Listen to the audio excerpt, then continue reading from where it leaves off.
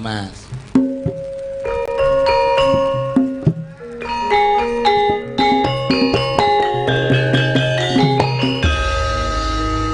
Ya. Kok tekek lurek iki ngremet tekan kene to? Tekan kene. Monggo nggih kedah tekek lurek, Mas. Ha nggih lucu. Ayo Wajib lho. Iya. Kelap kelip montore mabur nek mlaku rinding ora jare lak sepeda motor. Dadi wong urip aja seneng takabur, luwih becik yuk sing andhap asor.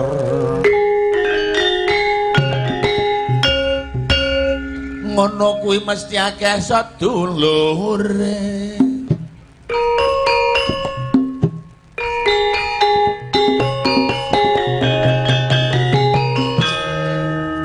Ya, tekan lorek. Ayo. Wah, Wis ana sing nyuwun mau lho bengok. Tekan lorek. aku jane isin ya ora. Ning ya ora apa-apa, iki nang ngersane jare Bapak Bupati, Bapak Kapolres, Pak Kapolsek, Pandan Ramil, Pak As komplain ning nyuwun pangapunten menawa namung gegujengan Pak sedaya padur kesasana datang menggerakan proses kehormatan. Lah kok ora suarane? Anu suarane entek mengari mengamen. Iya. Tekan lorek. Iya Pak, cukup susu ta. Ayo. Guyune janu Tekek lurek. Aku takon. Tekek lurek ndase ireng arep wis tuwe. Isih iso ngalor. Ngalor iki.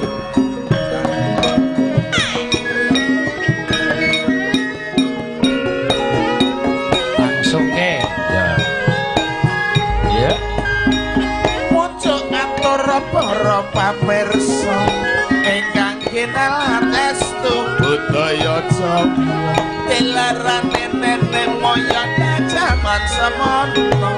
Tulung dulur ayo iki lestarekan. Wiwit biyen jare biyen mul. Dina Jumat jare simbah dina paling mulya. Kiai kakung umat muslim diwajib salat Jumat bareng-bareng ditindak. Kae ibu ngagem jilbab rada kuning, sing ngagem jilbab biyayene kudu eling. Marang Gusti kang saban dina tansah paparing, hati kudu sabar ora kena muring-muring. Kae ana jilbab kok warnane coklat, sing ngagem jilbab aku yakin mesti rajin salat. Biyayene meneng ora seneng berkhianat, uripe ayam tentrem mergo kebakane amin. Ana meneh jilbab kok warnane putih, kae mono busana muslim berlambang suci. Ora yakin bisa lantar tutup rapi, penampilan anggone sawang katon alam. Dasar ayu atur beriman, sopan santun mongko basane mapan. Sombe tak ati sing halal karo sing haram, ati tambah pinter ngaji maca Al-Qur'an. Ning atiku kadang sing rumangsa heran apa Pak nek nonton bocah enom wadon berpakaian rupa ayu awak putih kok ora dieman. Ngalor ngidul ngulon ngetan digawe pamer, ora nglarang wong wedok akesi. Tulung-dulur kabeh ayo sing dong hati-hati. Kasus pemerkosaan itu sering terjadi, mergo akeh bocah wadon padha pamer bodi. Ning bojoku tetep angel tak kandhani, ora wae nyandang nganggo modele kaya bocah saiki. Awake rada lemu tur bokonge gedhi. celana pendek persis kintel ditaleni sing mangkelke ana bocah abrik nyandang nganggo kok wong sak geleme dhewe awa elungmu nganggo cilik lak kaose nek pindho nyangkrot persis bocah ngawe-awe Awe-awe napa? ana meneh iki bojoku dhewe tau nek pawon nganggo celana sakmene nunggu geni kok genine mati wae bareng celanane suwek genine murup dhewe Sik. Iki mau cakepane piye mau sing terakhir mau? sing mangkelke bojoku dhewe tau ning pawon nganggo celana sakmene nunggu geni kok genine mati wae bareng celanane suwek genine murup dhewe mlok nyandang nganggo iki sing kena nggo Ora kok iso murup kenapa ya, Mbah? mboten ngerti kula dhewe sprene urung ketemu apa perkarane niku ngewangi goleki Lho, ewangi golek ora. iki ming sanepan supaya nyandang nganggo yuk sing rapet Ora rumasane ning jendelane ngono apa piye? ampun ora ngerti aku Ngerti kaya ngono kok ya mung dinengke wae. ketok ora mengen jendelane malah ketoke jendela tok dadi ngene ya Kayak lenggah Pak Bupati. Oke, Pak Bupati di rawuh. nganu dijulak-julekke. Ya.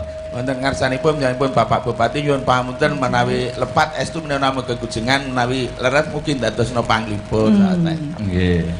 Apot meneng ngono sing dadi bupati nyambut gawe ora kenal awan bengi karo masyarakat yakin mesti gemati piyayine jujur tur ora kersa korupsi Pak Bupati Bupati. Sing tepuk tangan kathah sanget lho. oke penontone ya oke Seneng to sampeyan diterus. Pak Lurah.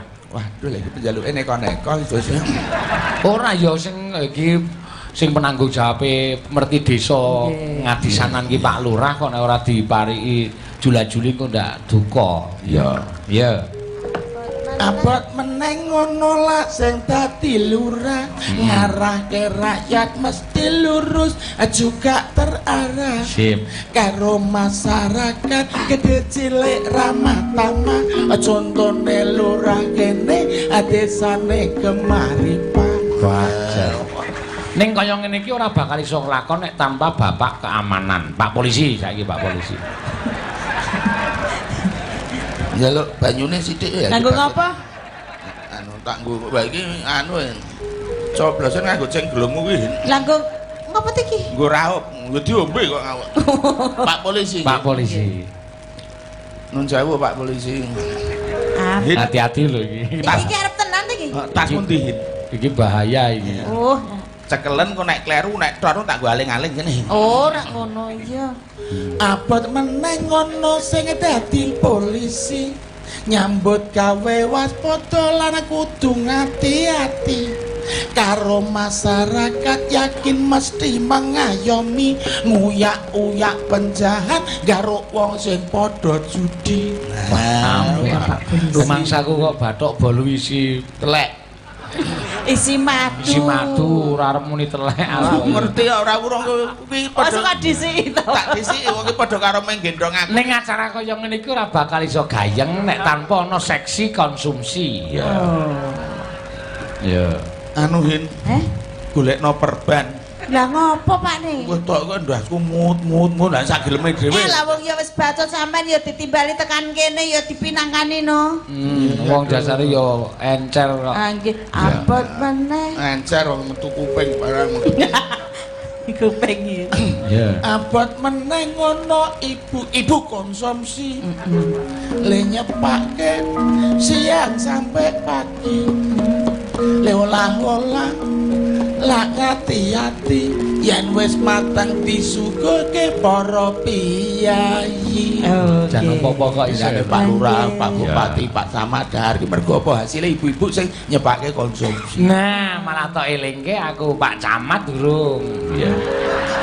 Ya, salahnya dadak muni Pak Bupati, Pak Camat, malah keliwatan ki mau saka Pak Bupati kok neng Lurah. Camat sik. Iya. Kok apike ra ngomong wae ya iki. Lah iki kire kudu kabeh ramu. Eko, oke. Iya. Abot meneh. Pancen abot ngono lah sing dadi camat. Nggih. Harus dijaga badannya supaya sehat. Program semua itu demi masyarakat supaya masyarakat hidup meningkat. Ning sampean mau mobile mau neng kono kae iki sing ngarahke sapa? Tukang parkir. Tukang parkir ora sah ngene ning tukang parkir iso. Aku ki takon kok. Wah iya nek ora ana tukang parkir ya semrawut. Nek jo parkir sak penake dhewe penonton ora iso lenggah kanthi motor. Nggih pun jenengan pun mapan teng mriku pun sae. Kok pun jenengan piye to? Lah itekno mapan kok. Weh lah ya dicang anu dipisani ki tok tukang parkir. Iya. Lah jan asem. Kene. Iya. Apa lho? Abot meneh lah sing dadi tukang parkir. Iya. Wiwit esok nganti sore selalu mondar-mandir. Motor sing neng tengah dituntun ana pinggir. Iku mesti cerdas apa-apa ora mikir. Ngopi. Niki aja ditekke. Ngopi. Terus langsung ngombe tenan ya. Lah ya, Mbak. Iya. Aja ditekke. Nyah, wong wedok senengane turahan kuwi kok lemu nyah. Lah kok wong wedok dadi sasaran kok Ha sampeyan. iya, aku rene kok dadak padu karo wong wedok ngono kuwi. Lah ngapa? Adol pecel kuwi aku padu. Lah kok padu? Lah piye dol ya mung kanen angel kok. Kok padu ngopo? Lah kuwi dodole wong wedok. Anu, Bu, tumbas pecele, Bu. Pedes mboten, Pak? Lho lambo mangan urung aku yo ngono. Sampeyan ki ditari lho. Ngersake pedes napa mboten Mbah Waluya? Ora ngono kok tumbas pecele, Bu. Pedes mboten, Pak? Lho mangan urung lambo aku yo. Oh ya saking gobloke sampean kok ya gelem to dipek wong lanang kaya ngono.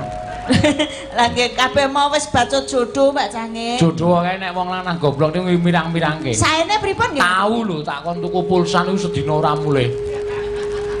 Lah kok iso maneh? Ampun niku. Ya jenenge wong tuwa jaman aku mbiyen kurung ana HP kok. Terus Aku dinai HP anakku kirim saka Jakarta. Engko nek anu tukokno pulsa Pak yo ngkirimi duit aku nggo duit 15.000. Terus neng jeneng apa kae? Counter. Oh, nggon center kuwi. Counter. kok center. Center kuwi aku tumbas. Counter. Tumbas pulsa. Nduk. Pinten Pak De? Piro iki ditku 15. Wes dosa mawon mangke mbayare 12. Oh iya. Lho titit aku lungguh meteng. Wong tuku kae Bang Bro tuku kok tuku Bali aku ya muni. Endi pulsaku nduk? Lah ampun mlebet lho Pak De. Lho mlebu ngendi? Mlebet teng HP ngono. Yo ora krasa aku. Anu wae bungkusan kok tak lebokne dhewe nang omah aku yo. Lah iki dong ora to. Apa? Lah nek pulsa ki ora ana wujute. Dadi kuwi ki mlebu ning ora sadar sampean ki. Langsung masuk nang HP-mu kuwi. Oh, lah tak kira nek ana tulangmu diulungi terus saja. Andekno kok kabeh ngalem pinter. Wingi nggih kula kan goleke obat wis wengi ora tekan omah. Nganti mumet kula ra mari-mari ngene gara-gara bojo kula niku Mbak Cange. Bojo gemateni wong lanang radang. Lah kok ora Tapi ya. dong Bojo pripun? kula nak perang-perang bengi ra iso turu to Mbak Cange. Nggih. Wong aku ra surupane aku tukokno obat tidur ya. Aku nang apotek tumbas obat tidur, Bu. Diulungi. Lha iku mlaku ya nggon sepi-sepi anggo ana mobil aku ndelik. Lah ngopo? Ngopo e? Lah kok nek kebripinan obatnya tangi. Kan obat tidur sing tak tuku. Kok ora mari.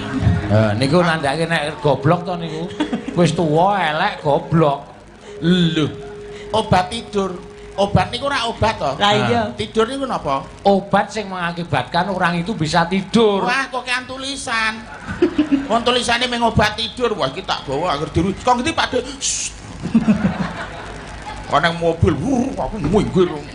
Nganti suwe banget tekan omah lah tak ming ndelik-ndelik ngono lah. Kok nek ra mandi bojoku piye? Wong obate kok nek tangi ya. Ngono kok ndek kira to kok ora gelem. Nek abang karo sampean ki ora bakal iso menang kok ya. Wis tahu aku kalah wis njaluk balen kok. Ayo. Monggo dilajengke, Mbak. Nana. Ya. Matian wadon